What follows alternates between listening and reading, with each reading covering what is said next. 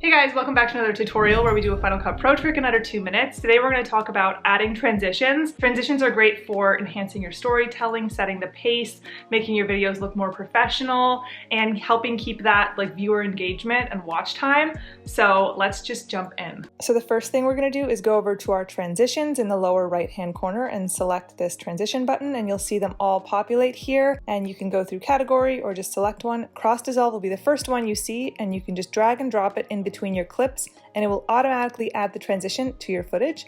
And you can see that's what the cross dissolve looks like. Now we're going to go into dynamic transitions, which are the new transitions that Final Cut Pro just added, so you should have them too. And I'm going to drag and drop this one over the next two clips, and you can see that it's added it, and then you can actually customize the way it looks in the upper right hand inspector. I'm going to make these colors a little more ocean blue. You can also toggle how long you'd like the transition to be by just dragging them to a longer or shorter length. And then let's play it and see how it looks. That was beautiful. Next, we are actually going to go search for a transition. So you can use the search bar, and I'm going to select slide. And I'm actually going to animate this PNG on the screen, on and off the screen. So it's going to slide on the screen and then back off. But I need to make some adjustments. We want to make sure the first transition is set to slide in, and the second one is set to slide out in our upper right hand inspector.